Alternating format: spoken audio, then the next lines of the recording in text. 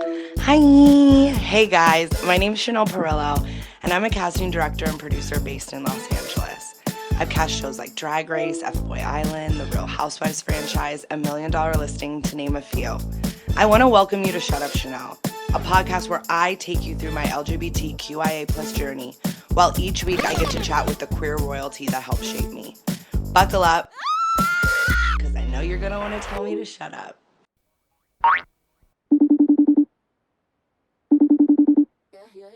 Shut up, Chanel! Shut up, Chanel!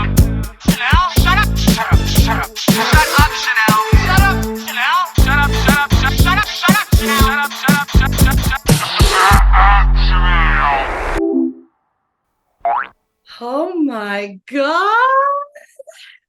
Welcome to the stage. Welcome to the Shut Up Chanel pod.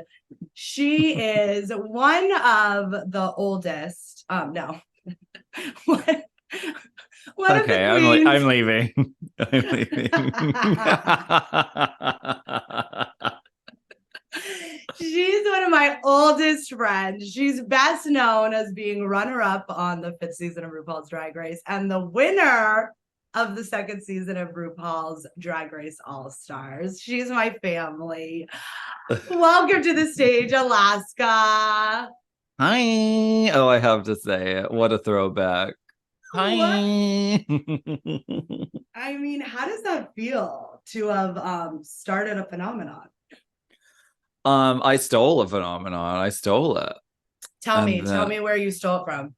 Do you remember there was this Drag Race review like YouTube show called Throwing Shade?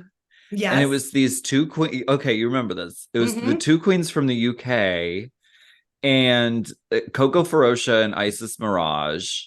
And they would sit there and they would like talk about like the episode of like season 4. We started watching in season 4.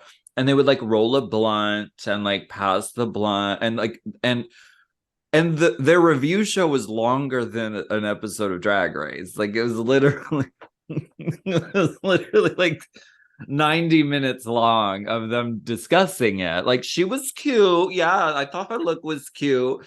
It was very that. I mean, the doors they've opened for Drag Race, but they started every episode, or for Race Chaser, I mean, they started every episode by saying hi, and they ended by saying bye.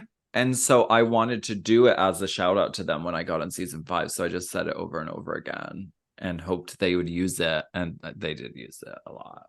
Oh my God, those are the moments that like people don't know. I have one of those from Drag Race. Like I used to go around set being like, Latrice. And every time Latrice would come out, I'd be like, Latrice. And then by like episode 5, RuPaul said it on the main stage. And I lost my mind. She gets it. She knows what's gonna stick and she just steals it and goes with it. I'm back. Is this background new of yours?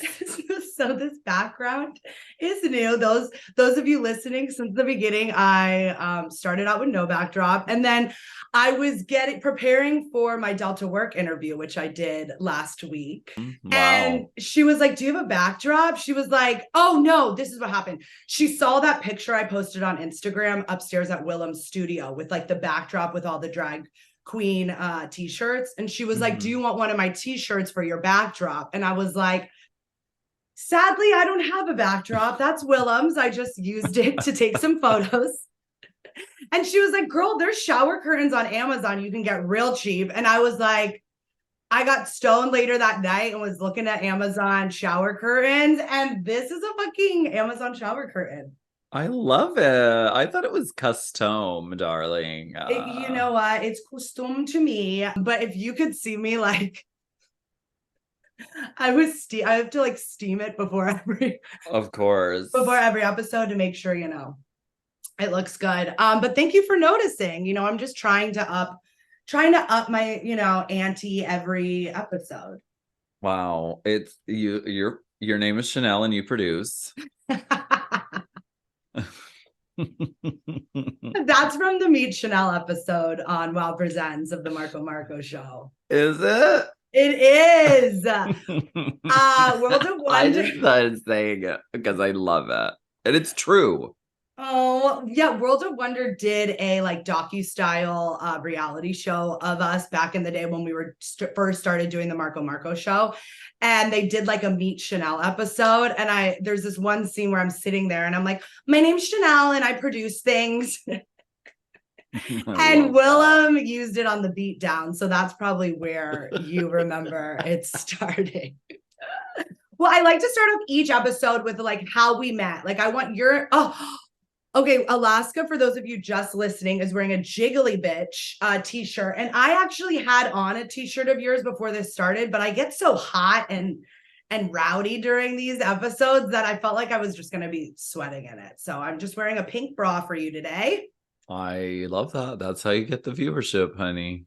I'm like, I need the look. I want like, I want cis hetero guys to still watch this occasionally, They don't give a fuck about drag, but they'll be tuning in. To see my titties. All right. So it was I'm thinking it was around 2011 because that's when season 3 aired. I did some like research. Season 3 aired in 2011. So I'm guessing that's around the time you and I like officially met. But I want to know like your story. I don't really remember. I have like what I think is how we met, but I want you to tell me your interpretation. Well, I mean, met in person or met like on the phone? I immediately go to, you came to visit Pittsburgh, and it was after you had shot the season with Sharon on season 4, and you were not particularly allowed to be like going out of town to hang out with contestants that you'd work with, but you have become friends with Sharon, so you were like, I want to come to Pittsburgh, I want to check it out. And so you came and stayed with us, and you were like, oh, this is what Pittsburgh is. Maybe I don't need to see this. That's how I remember it. Okay, well, let's just talk about the Pittsburgh story because it was bound to, it was bound to come out. So, and then I'll go back to like how I officially wait, because we had talked on the phone. Is that what you're saying before I came to Pittsburgh? Well, you were the TV people because we were auditioning, and it was for season 4, and we were so close. Like we had never been this back and forth with the producers. And so every few days we would get a phone call from a 323 number, and we'd be like, TV people are calling. And a lot of the times it was you. And I mean, you and Sharon would just gab for hours. And then I'd be like, yeah, okay, cool. I'm going to be on too, right though? Yeah. Oh, okay. Oh my God. I remember it. And I totally like was trying to reminisce, and I totally like even forgot about that. Like, before we go into Pittsburgh stories, so yeah, I had started casting Drag Race. I had like gone from a PA on the show to like this talent wrangler to then I had done one casting gig, and I was like, hey, I cast now. Like, will you hire me? And they were like, sure, you could be on the casting team. So I got like joined on the casting team, and it was like very mom and pop at the time. It was like us in an office, at WOW.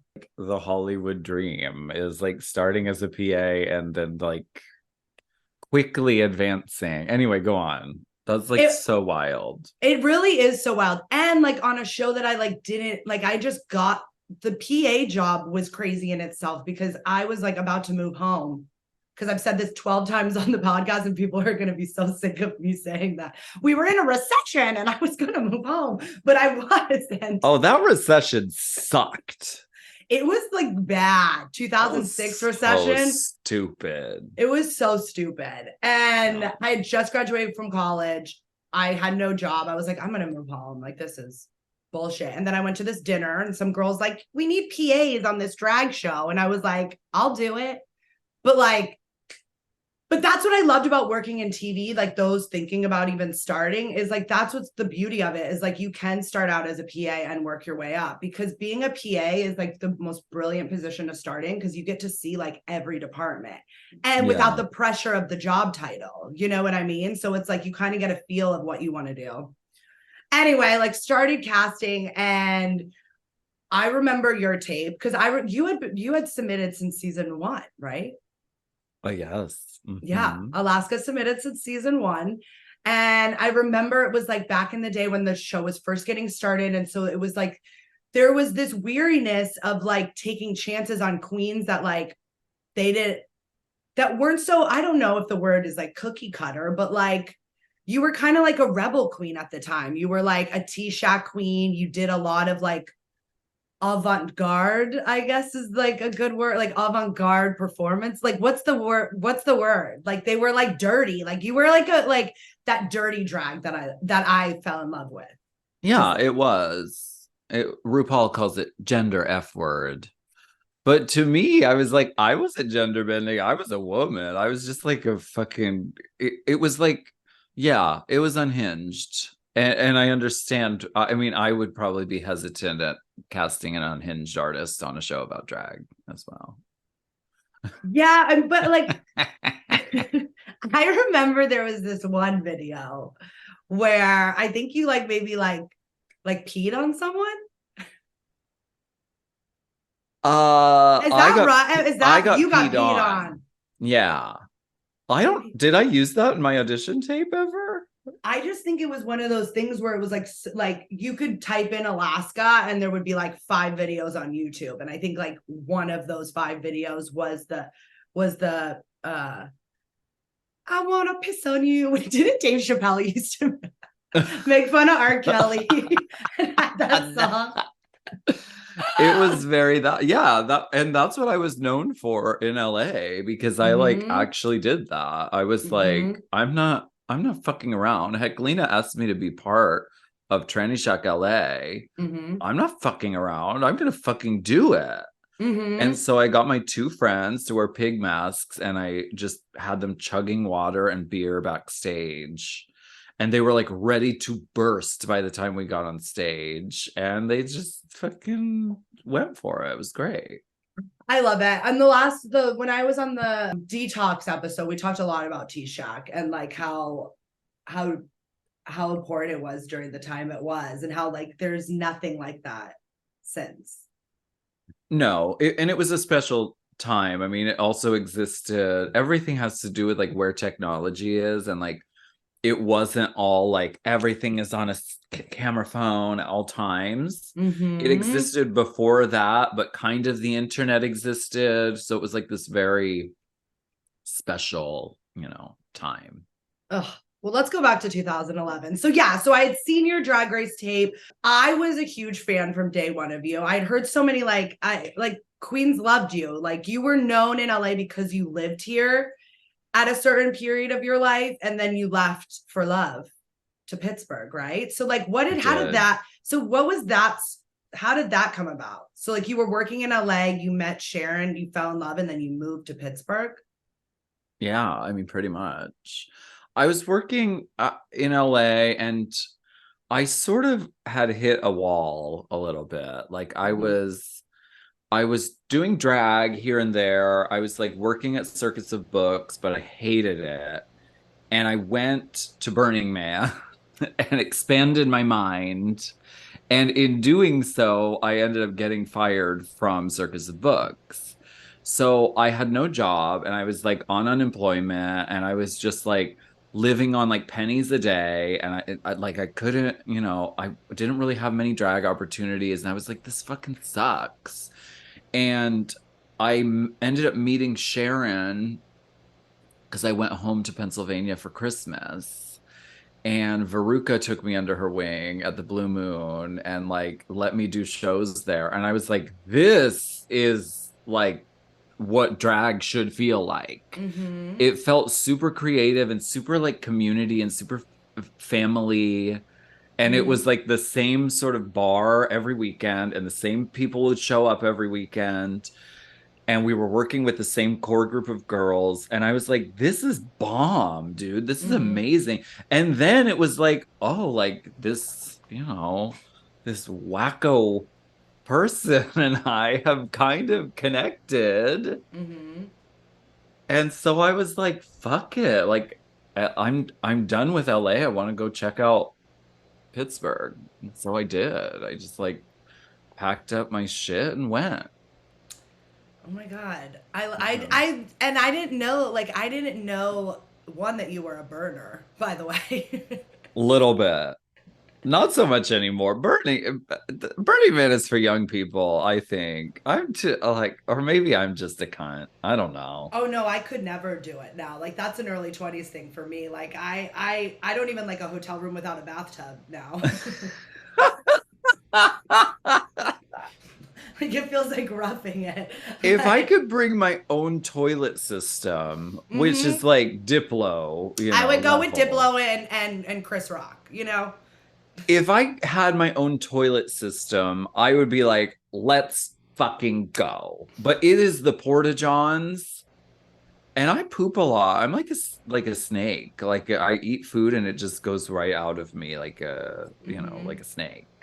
So like I spend a lot of time there, and the Porta Janes are not appropriate. They're not for human use.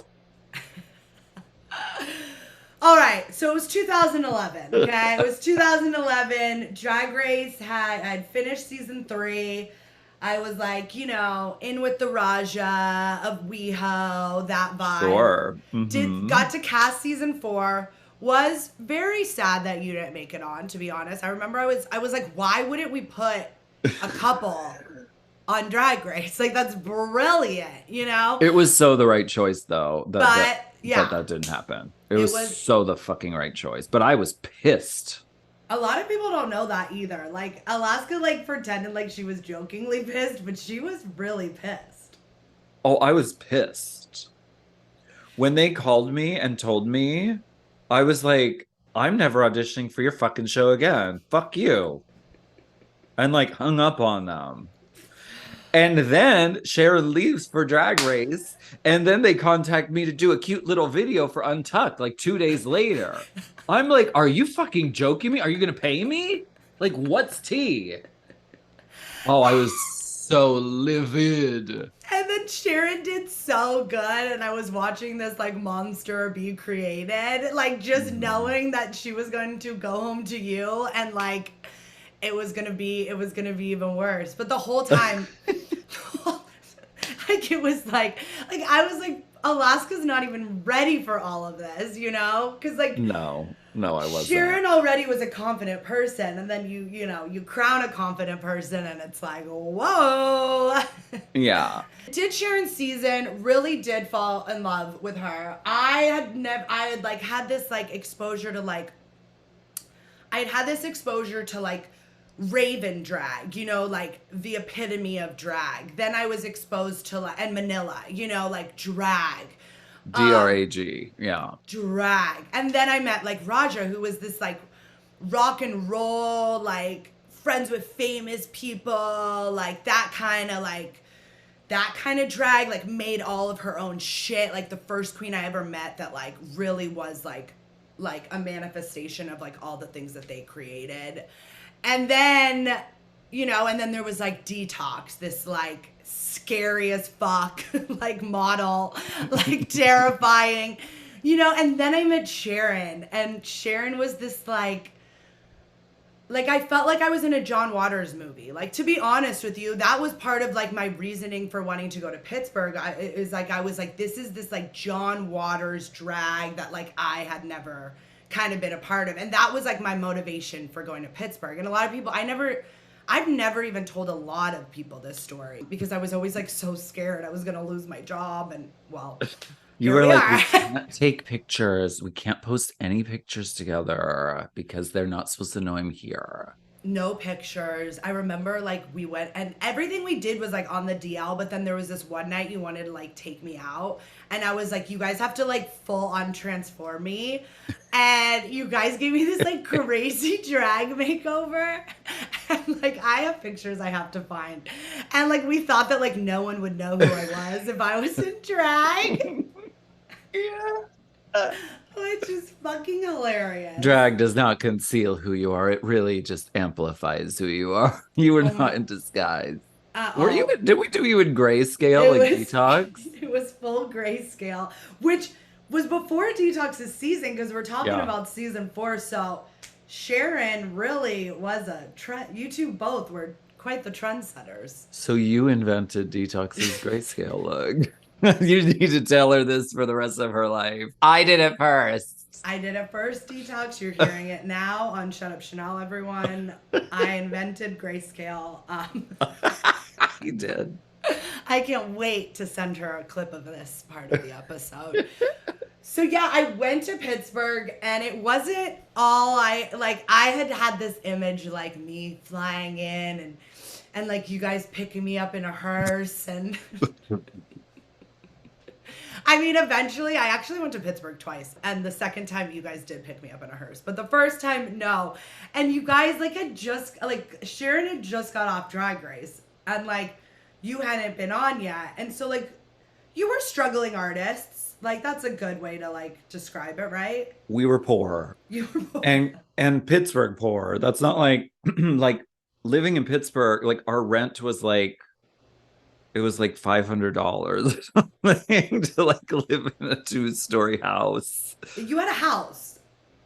Yeah, we rented a house with a basement and like 2 floors and everything, and but it was still a struggle for us to like keep the lights on, you know. No, completely. I mean, and the heat because okay, so Sharon had been like, fucking hell. Alaska and I have this house. There's a basement. There's an attic. There's like a guest room for you. So in my head, I'm like, oh my god, they got this like big house in Pittsburgh. Like I'm gonna go there. I'm gonna have my own room. Like it's gonna be great. And I remember not telling anyone I went. Like I told my mom, and my mom thought it was pretty weird. But you guys picked me up and Sharon's like, so our heater's not working right now, but we have tons of blankets for you. Like, it's gonna be fine. And I arrived at the house and it was so cold. You're sitting in the living room in a fur coat smoking a cigarette. And I'm like, oh my God. And I remember you guys had like told me that your friend Randy up the street had heat so we could like go hang out there, which... we ended up hanging out there most of the time. Yeah.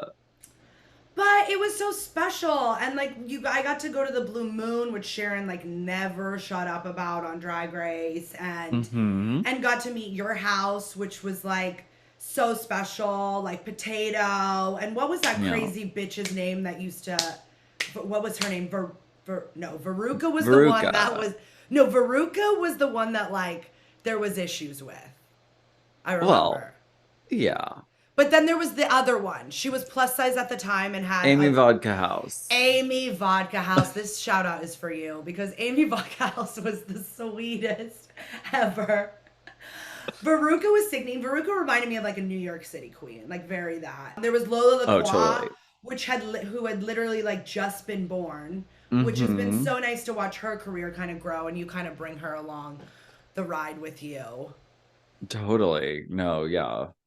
But it was wild. Girls. It was fucking wild. And it really was the John Waters like dream I had kind of imagined, minus being freezing cold. But like we went to graveyards and like it was Halloween too. Like in my little girl head, like this was my thought. It was like 25. I had just like fallen in love with this like punk rock. Like Sharon was so punk rock and I had never, that's what I was getting to. Like I had never met a queen that like didn't care if they wore dirty drag and like was into like it was so punk rock. And I was like such a punk rock girly in high school that like, I don't know, it was like, I felt like I was hanging out with Jim Morrison. Was kind of like the vibe, you know what I mean? Oh, happy Halloween. You told me it was the Halloween episode. You were like, why didn't you wear a smoky eye or something? I'm like, I'm not gonna do that, but I do have these. I know that was my passive aggressive asking you to get in drag, but it's okay. I went into this series knowing that I told myself, one, don't worry about what you look like it's about, you know, the content or whatever, because I overthink things, and that was like one of the main things holding me back from doing podcasts was like I don't want to get ready every week, you know what I mean? But yeah. But I think I need it now. I need an excuse to wash my hair, so I washed my hair for you today. So went to Pittsburgh. I fell in love with you. I knew you. I like in my deep soul, like it was like I knew you were gonna get on Drag Race, and it was so hard for you to, like to tell you that because like you really like I think you were down for a minute, being like, no, I'm never gonna get on. What was it like? It was hard because I still was like working random jobs. Mhm. And Sharon had just filmed Drag Race and was like probably gonna win, and like it went really great. And you were visiting, and you guys were having so much fun. And I was like, I have to wake up at 6 a.m. to go ride my bike downtown to bus tables. And I was like pissed. I was like annoyed. I remember one night you guys were up so late, just being so loud. And I was like, you guys, I haven't been on TV. So I have to go to work. I was so mad. Oh my God, you were so mad. But well, look at it. Look at us now. Look at us fucking now. It all worked out. We've been friends for so long that I know your government name. Aww. I really feel like that's how I know the OGs from like the new girls is like, now I just learned their drag name. But back in the day, it was like I had to know your government names because we were doing so much travel shit and like. That's closeness, yeah. That's really closeness. I sent you this video last night, and I don't know if you watched it, but I found. I did. I watched both. I watched this old video of us at the New Now Next Awards, and that was right after.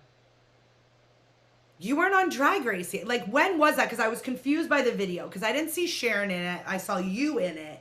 And it was like old school girls, like Alyssa Edwards, Coco Montrese was in it, Manila Luzon, Raja. There's like a video of like Jinx and Raja dancing. Like, it's very iconic footage that I have to share with the masses.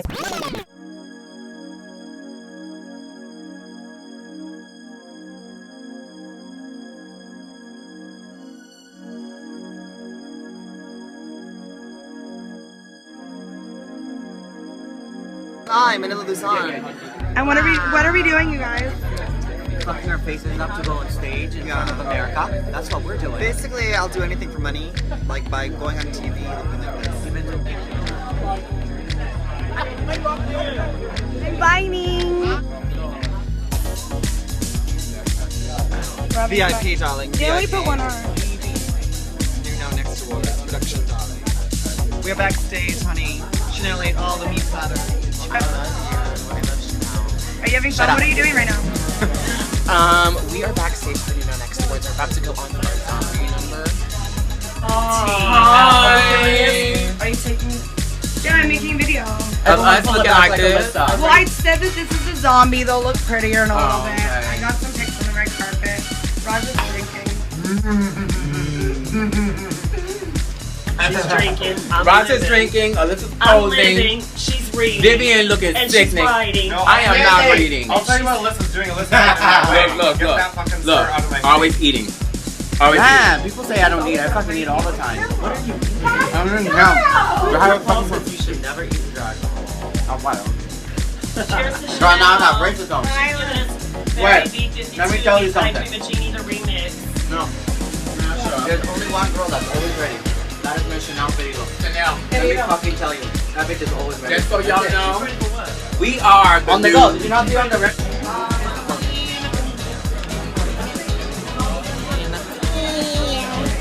Girl, don't pull that hokey pokey on me, girl. Don't pull that hocus pocus on me, girl.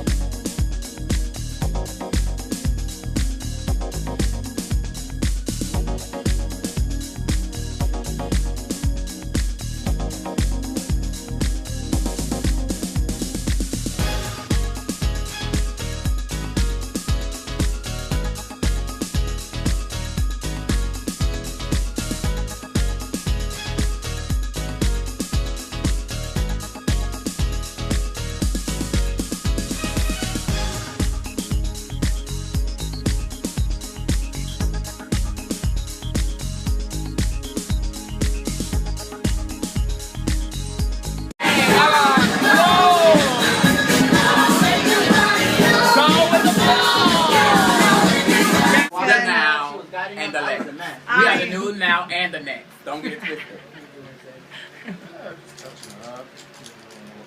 Always and forever.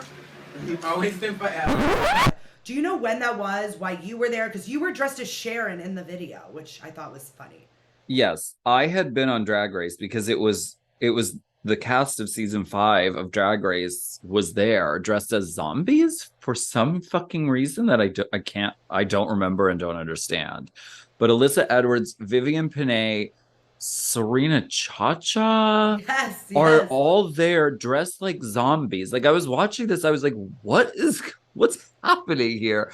Raja's doing her makeup and Alyssa's skirt is getting in her face, and Raja's like, Alyssa, you need to get that fucking skirt out of my face right now, or I'm gonna punch you in the face.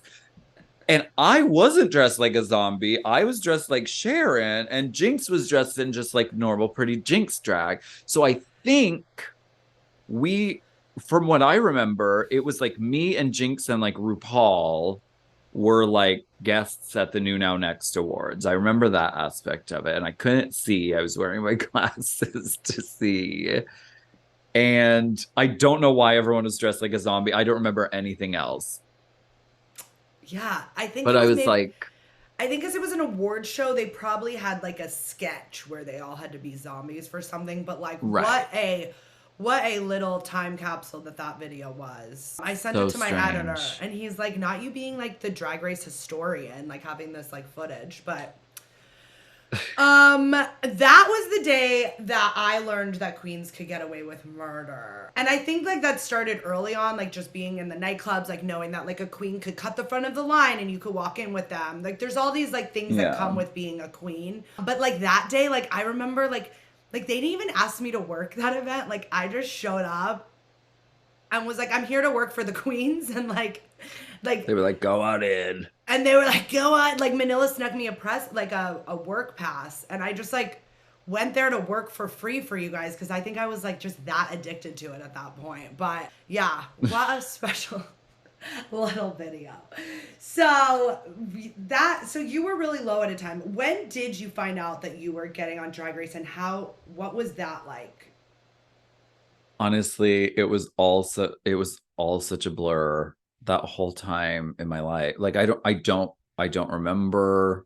Like you blacked out. I don't remember getting the exact moment. Like you would think that would be such a transformative moment, but I was so swept up in the Sharon of it all, and like her life had changed so much, and she was riding this wave, and I was along with her on that. Like I was traveling places I'd never been in the world. I shot my audition tape on a cruise ship because we went on an Alan Chuck cruise.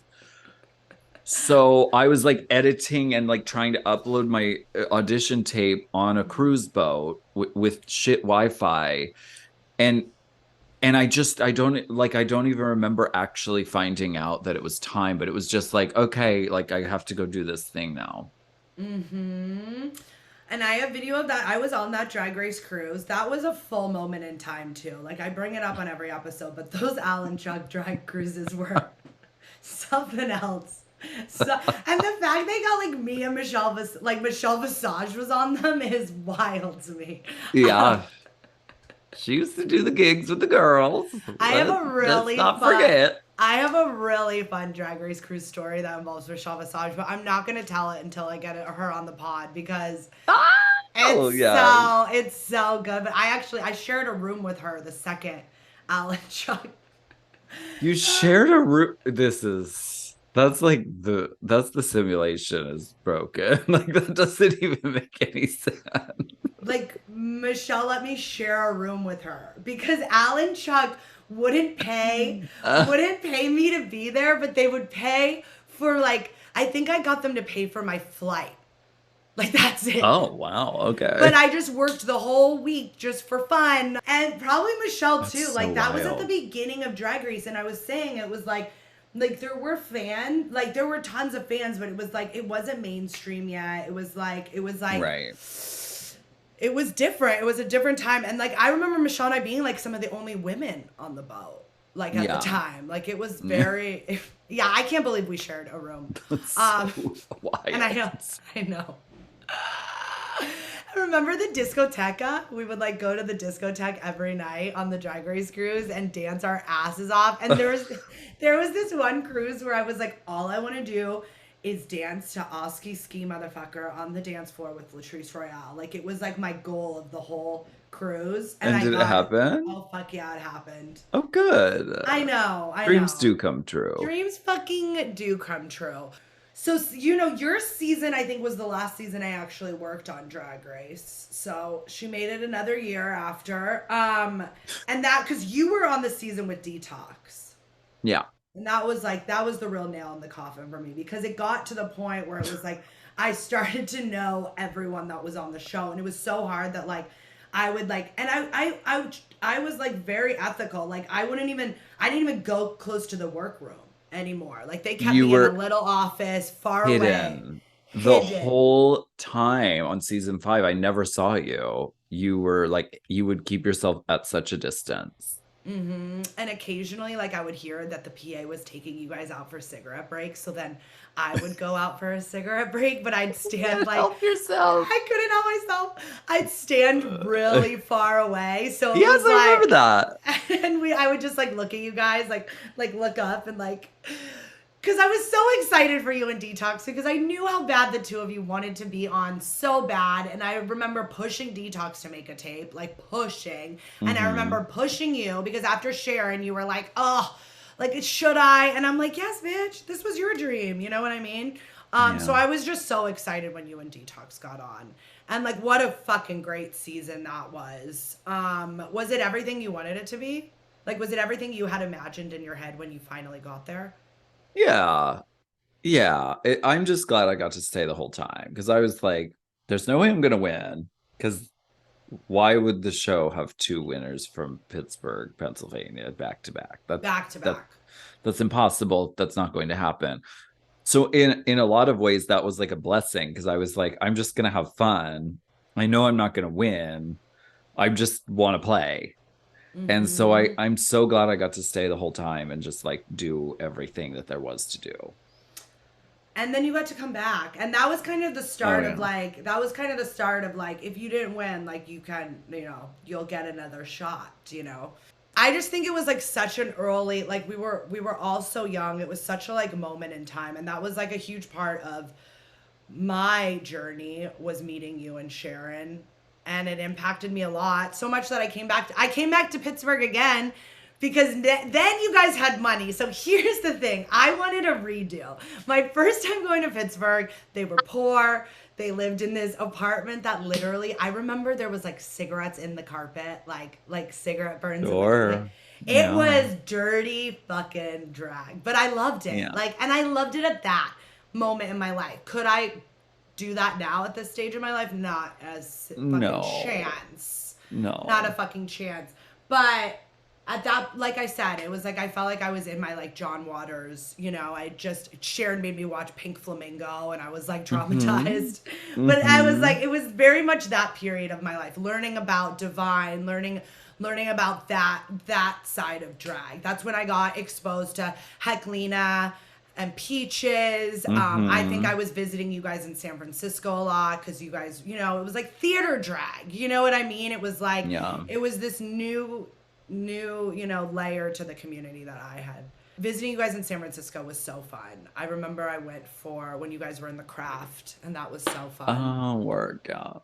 We also, like, we've just, like, gone on to do so many things together, and that's what kind of boggles my mind, is, like, it started out as this, like, little friendship, and now we like full on are adults that work together. We did Wigstock together, which was crazy. Mm-hmm.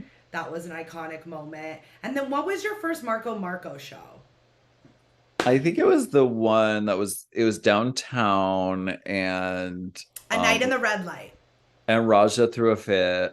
Yes, that's all I remember. I know, I didn't even bring this up, but tell the fans, like, what do you mean by Raja had a fit? I don't know. I mean, the day of the Marco fashion show is so chaotic and stressful, and there's just people everywhere and clothes and like things, and like everyone is rushing around doing 1,000 things. Mm-hmm. And so I was just like there, and I was like doing a song as well as walking in a show. So, or maybe all I was doing a song, but I was wearing clothes that were in the show. Something like that. I don't know. You did a walk and then it like became this performance. Yes, and I had like dancers. So I was like doing that, and then I like got in drag and I was doing the thing. And as I was like, and it was like you had no space to do anything. So I was just like using a mirror and like getting in drag as best I could. Mm-hmm. And then over here in the other part of the room, Raja is livid. She's freaking out.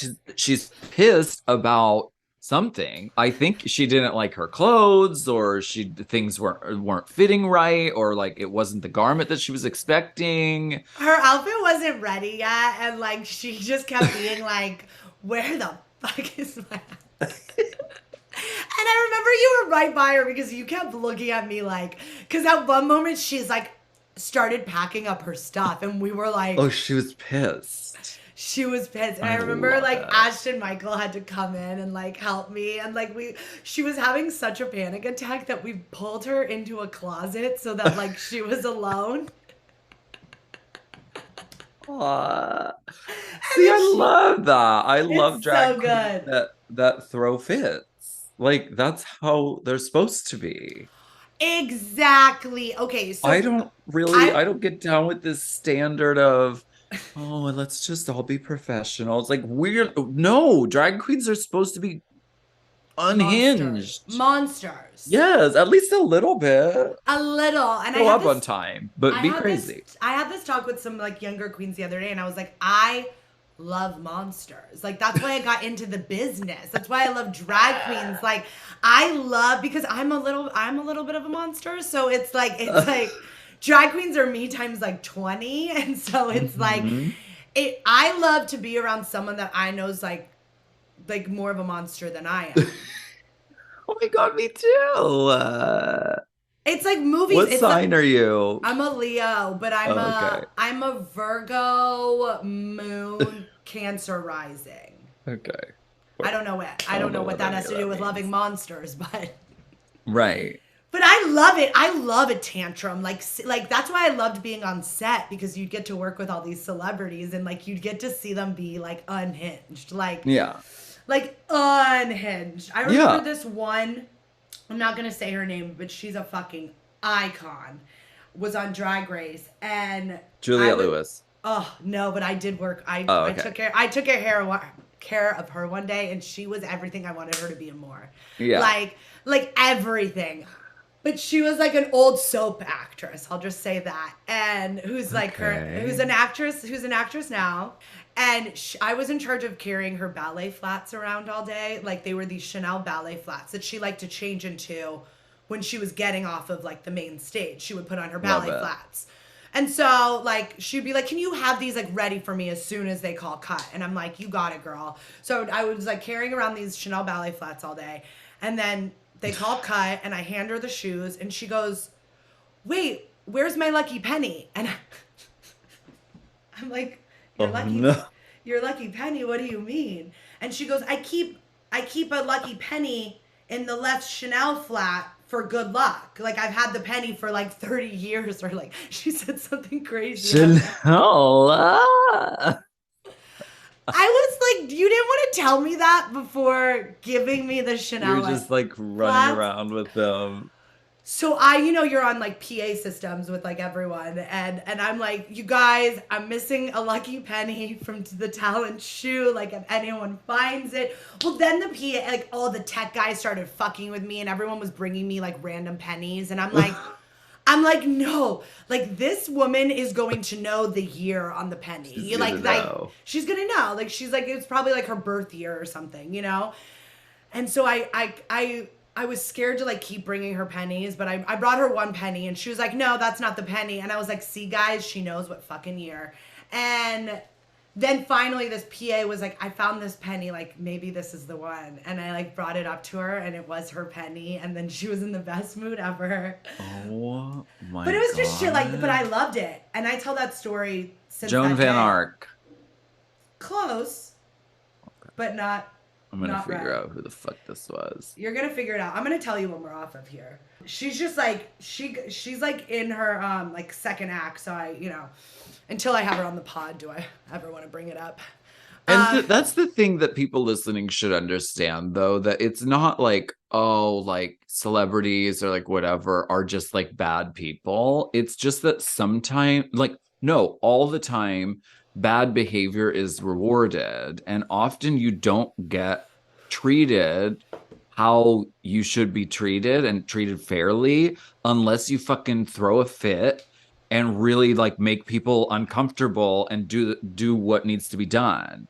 So that's actually what a lot of the like crazy behavior is about, I think.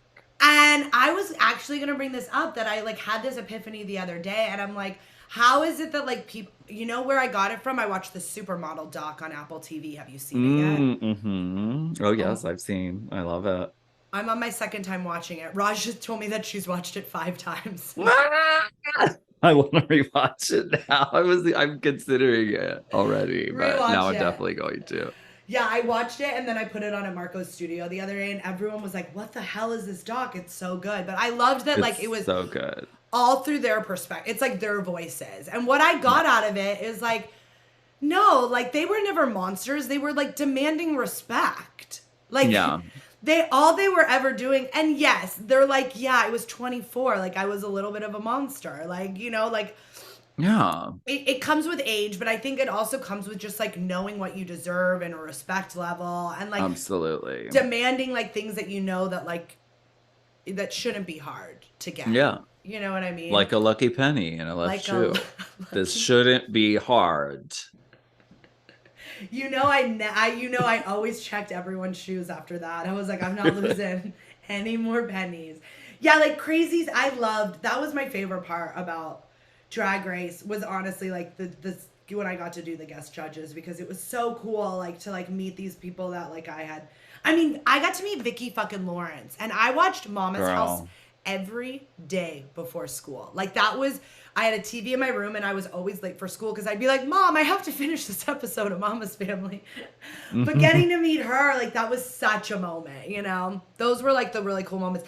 And like, I didn't even realize that I was meeting these like icons, because I was like learning drag at the same time I was learning like gay history. And so it was like, it was all too much for me in the best way.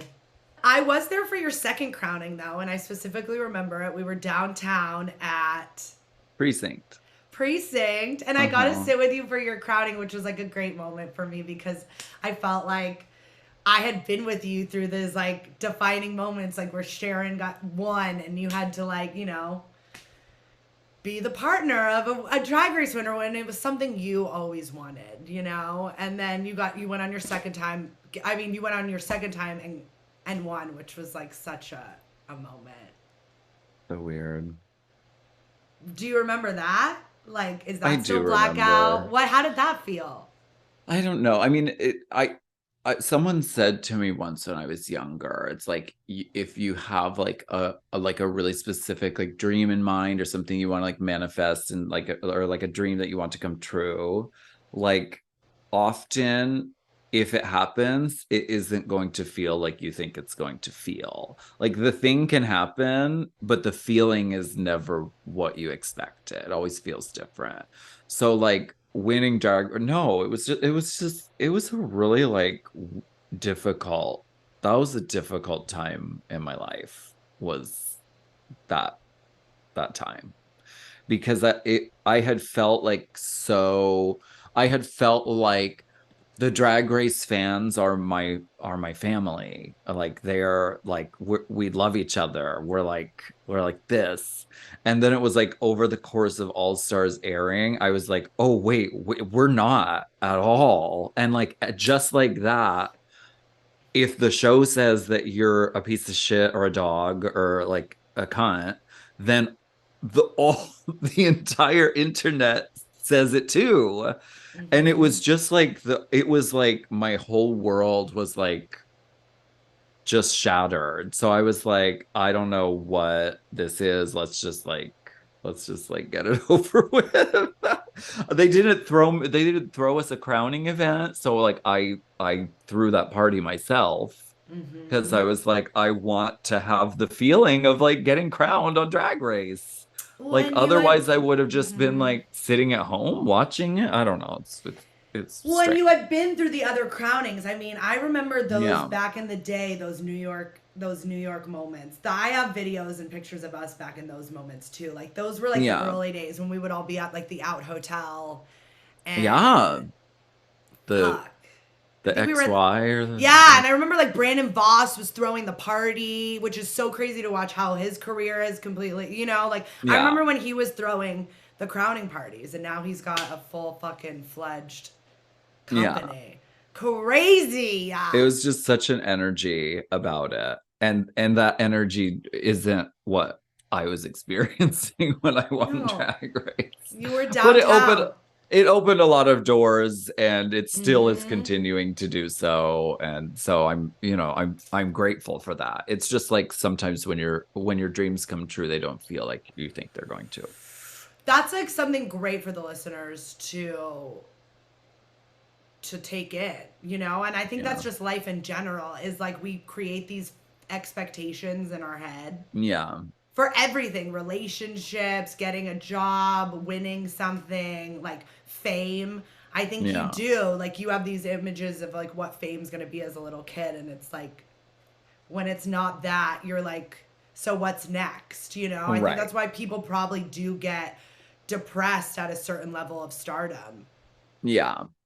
because it's And I not what think- you expected.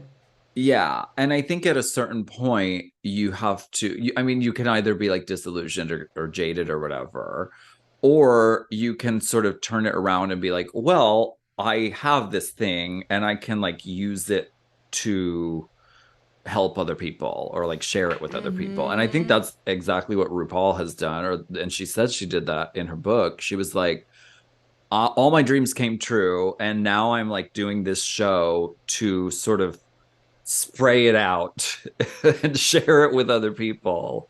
Like all these young drag queens now can like have a chance of having their dreams come true.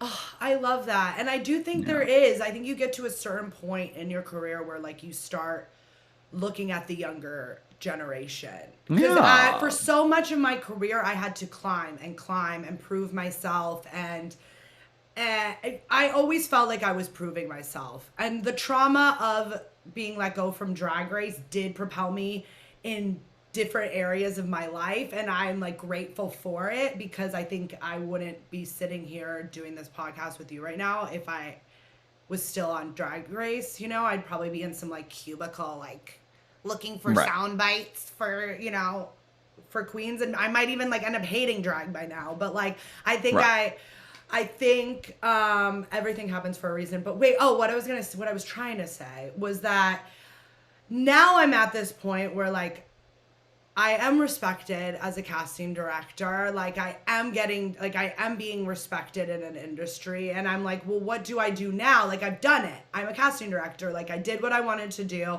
I'm getting my own shows or being a part of like huge shows that I really want to be a part of.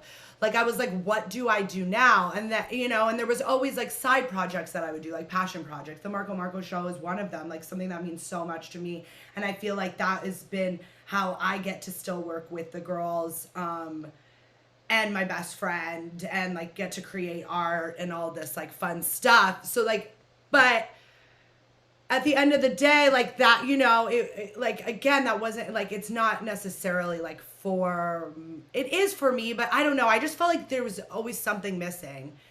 And so I think like the podcast is like a way for me to do something else. I'm also like a big thing. I'm like at that age where I'm like, what's my legacy gonna be? Like kind of vibe. Yeah. You know? And so I'm like, what can I do?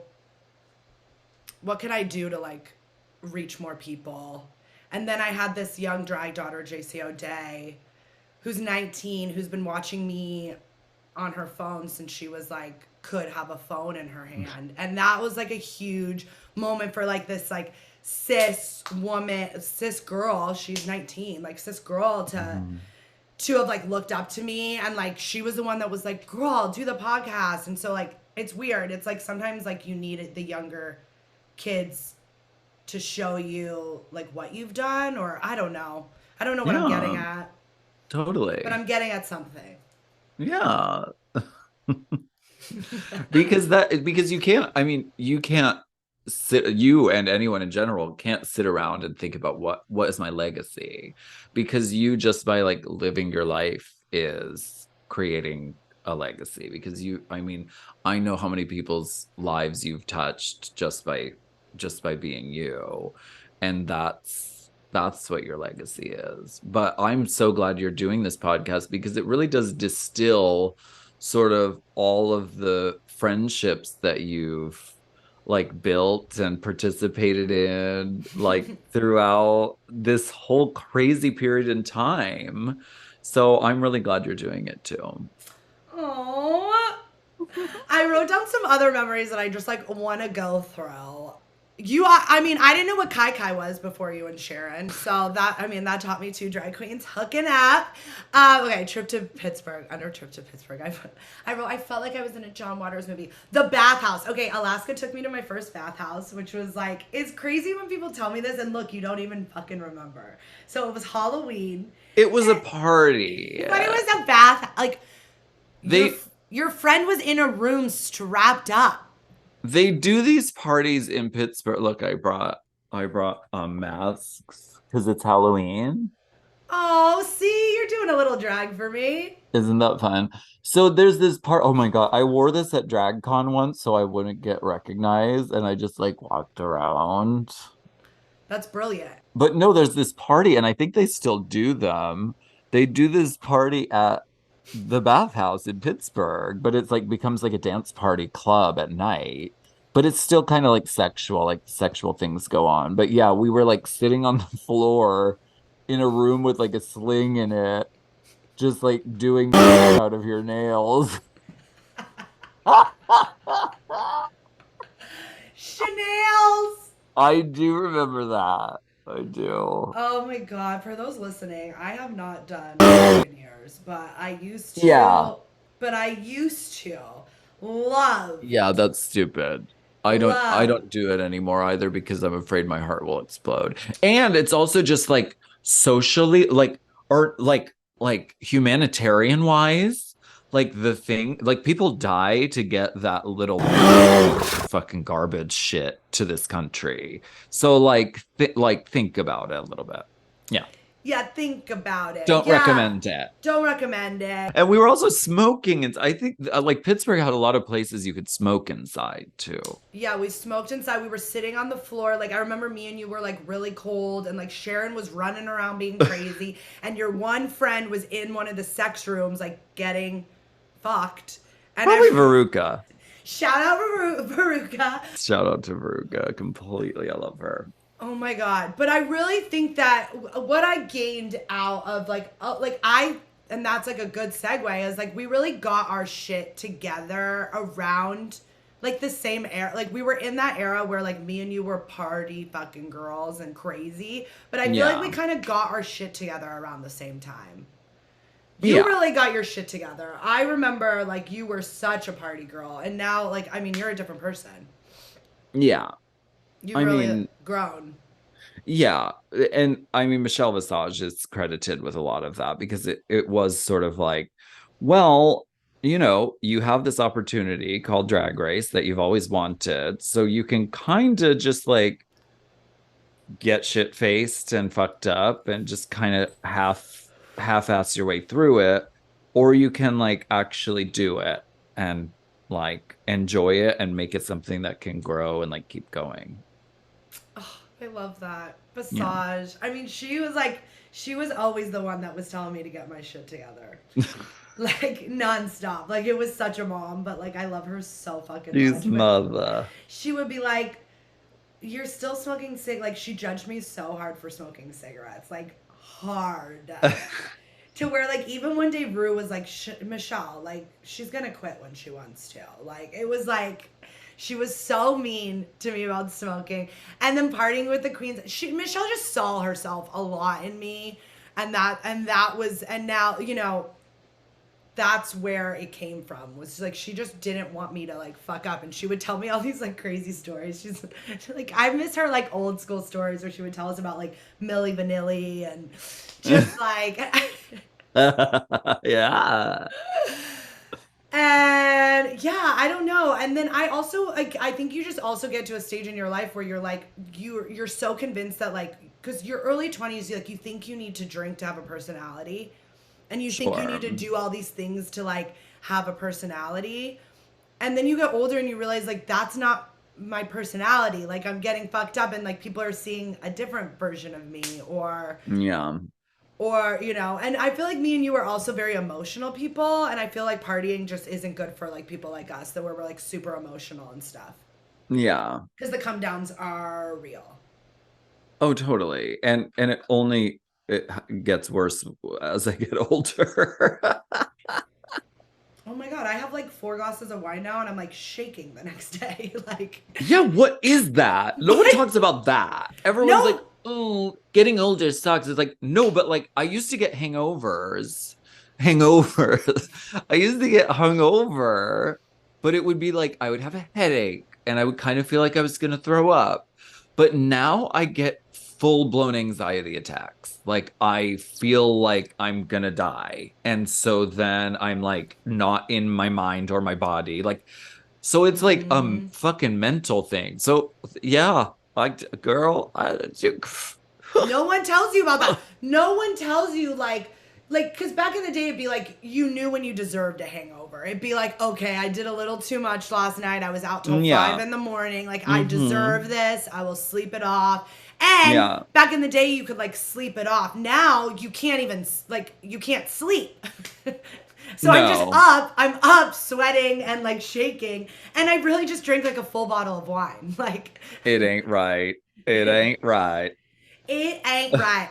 And I really think that like I really am like grateful to you because I really like looking back now, like I really just followed you guys around, and I think it's like so sweet that you like brought me on the ride and let me be a part of it. Oh, please, are you kidding? I mean, you were like what did I used to do for you guys? Like for the listeners that are like, what was this girl fucking doing for them if she was hanging out with them all the time? Like what did I used to do? Nothing. You're just fun to be around. I don't remember you particularly doing things for us. I don't think like I just remember like especially when you visited Pittsburgh, like I don't know. It was really exciting to hang around with you because like you were living that sort of Hollywood, you know, thing. And you're like gorgeous and like fun, and like we were just like very energized just like having you around. Oh my God, I love that. Yeah, I mean, I call it my rock star years because it was pretty fucking rock star. But then when I got to do Evita, that's another thing is like, so then I started party hosting. I started hosting gay parties, being the hostess. Why and not? All of you thought it was so funny in the beginning. But then you were so into it. And you were like, okay, little Suzanne Barch, like, we'll come to your parties. And so you always would come to Evita, and like that's really like, I mean, that was the start of it because like Evita that wasn't even like conceptualized yet. It was just like this really fun night. But Andre and I was so obsessed with like the New York City dolls and everything that they were doing there that I was like, this is like a chance for us to have like a New York City nightclub here where people like, I was in my like, party monster, like that fantasy. And I was like, let's fucking do this because there wasn't that. Like Detox had just left. And so like all these like cool parties that were really cool, like weren't as cool anymore. And Evita started, and I remember like you were always there to support me. And isn't that where like a little bit of the motivation between Sitting Alone and the VIP came about? I don't know. I feel that's like a Candy Muse line. That was a Candy Muse side? It's a Candy Muse tweet that went viral because she literally tweeted, I'm sitting alone in the VIP and no one has asked me how my day was. And people just want to ask me if they can drink my bottle, and no one cares about me. And like she tweeted it sincerely. And so it went viral. And so we did a song of it. Okay, wait, then I'm missing it up. Okay, then it's the Mickey song. There's some song that you said. Oh, getting kicked out of Mickey's on a Monday night. Yes, okay. Getting kicked out of Mickey's on a Monday night. I remember there was this one song. That actually happened to you? Yeah, it happened to me. Tell me what happened. I didn't we went to a restaurant before and saw a show, like it was a dinner theater, but like they didn't have any food that I like could eat. Like I'm a vegetarian, like I avoid gluten, so it was like I barely ate anything and I just had a whole bunch of drinks. And then we went to Mickey's afterward on a Monday night and continued to drink. And then people were like giving me drinks and it was bad. I mean, and I was sneaking into the dressing room and I was like kikiing with all the girls and like zipping people into their costumes and cookie. And I don't remember what happened. I think I went back downstairs and I tried to go back up and then security was like, no, you can't go up there. That's where you get kicked out. And I was like, yes, I fucking can. And then I ended up getting ejected from Mickey's on a Monday night. I woke up feeling horrible. My boyfriend was so mad at me. And so I wrote a song about it. Oh my God, I love that. I love that so much. I don't know why. I just think I'm involved in all of your songwriting. That's pretty funny. I don't even know if you were there. I don't even remember what. I wasn't there, but I know that exact. It's like where you. So like, Mickey's on a Monday night. I mean, that's the thing. I used to spend every Monday of my life for a good 6 years upstairs at Mickey's on a Monday night. And we say the upstairs because that's where the queens get ready at. And so that's where you want to be at a drag show, is where the queens are getting ready. You don't want to be in the audience. That's the show. You don't want to be in the audience. Like it was rare I sat for the drag show. I was there to like smoke cigs upstairs and like kiki with the queens before they went on stage, you know? Yeah. But there's that staircase that brings you up to Mickey's, and that's where security always tries to get people from going up. And there's many nights where I'd be like, bring me Adam. Adam was the manager at the time. And I'd be like, bring me to Adam. Adam lets me upstairs. And that's the thing, like the security and the staff at Mickey's, they are not gay, and they don't give a fuck if you are RuPaul yourself. If they don't know where you're supposed to be at, they are going to just not let you go there. Oh no. And like, oh my God, one night they didn't let Raja in with her big bag, and I was terrified for the staff.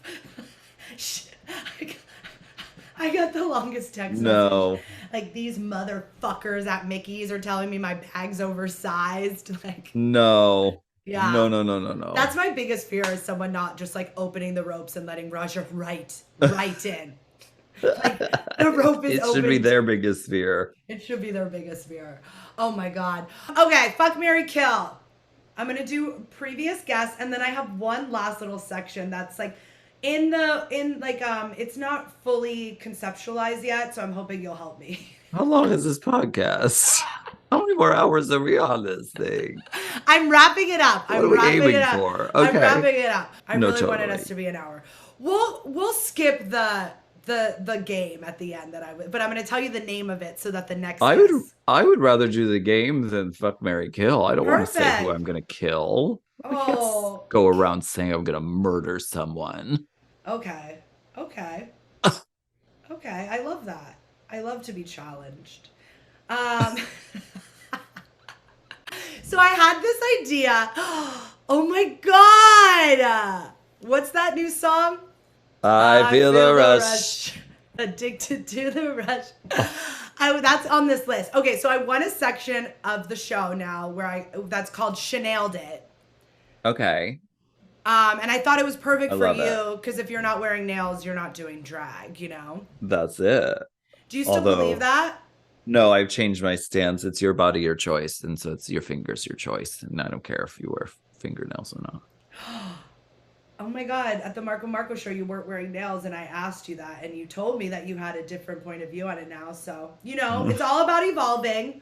But roll back the pictures. I wore the nails for the show. Okay. You wore the Chanails. They didn't have me in drag until 30 seconds before I walked on stage. So I waited to put my nails on. Okay. 8 hours. You were so, and you didn't have one fit. It was so great. I know. I was just like, I'm not gonna get to be in this show. Like, they are softly telling me that I've been cut, but they're just like, they don't have the heart to like just bring down the axe. And I've been here for 8 hours already. They don't have the heart to tell me. But no, I got to be in the show. It's great. And you killed it.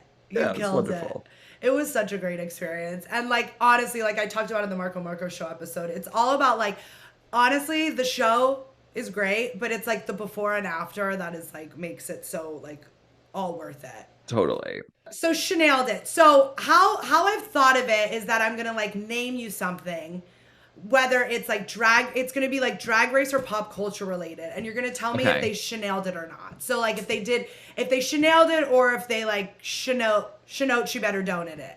Okay. Okay, so like an example, this one's an easy one. Like Roxy's wig reveal. Chanailed it or Chanel. Chanailed it. Chanel did hard. I feel like Roxy was the first wig reveal that we've seen on Drag Race. Am I wrong? She opened many doors by doing that. And it, and it's so funny watching it back because the wigs aren't even that different. It's like one is the straight version and one is the curly version, but it's kind of the same hair. But the one underneath is human. And she said, "Oh, baby, I'm not doing the hair whipping song unless it's humana." And so she really did that. She really did it. Okay, see, you were great at that one. Now I'm gonna do like a pop culture reference one. What do you think of Chanailed It, the Sex and the City remake, and Just Like That? What's your feelings? Season 2, Chanailed It. Season 1, Shanono. I couldn't agree more. The second season was so good, and it felt like you're watching the old show again. They got their stride. They had to do so much catching up in the first season that it felt very clumsy and very awkward and very like, what the fuck am I even looking at here? But now season 2, we care about all the new characters. All of the classic characters sort of have their vibe. Like it's good. I really enjoyed season 2. I love it. This one, this is a debatable, and people might not even like get why I'm asking this, but Chanailed It. What is your feeling on gloves with nails on the end of them? Some girls hate this and some girls love it. I think it's one of those things that was a trend. And I think they're currently back. They went out for a while. So now it's Chanailed It. They went out for a while, but Raja's wearing them again, so that means they're back in. You heard it here, people. That's how it is. Chanailed It, Willem throwing up on Drag Race. Honey, she Chanailed it. She did. She was like, I'm gonna do it all. I'm gonna get disqualified. I'm gonna throw up. I'm gonna put my ass on the mirror. I'm gonna win the challenge, but still go home. She did it all, and she made an impression. I'm gonna bring up a Drag Race reference that I don't think like the kiddos might even remember, but Chanailed It or Chanel, meet me on first, picking up a contestant. I think Chanailed it. I don't. The whole drag isn't a contact sport thing is like totally not true. They did wrestling the next season, then they did a cheerleading challenge where they're throwing themselves up in the sky. It's like I think that drag is a contact sport at times, but also, I mean, she probably consent is important. So that's an important ingredient. So she didn't really, I guess she didn't really get India's consent before picking her up. So India didn't know the stunt was, you know what? I'm changing my mind. It's a shanono. You shouldn't. And for the diehard fans listening, that is the reason why no one could leave the stage. Ever since that episode, they were like, queens, you cannot leave the stage. And it became like a rule since that fucking day. They don't let anyone down those little stairs anymore. No, they didn't. No. This one's funny.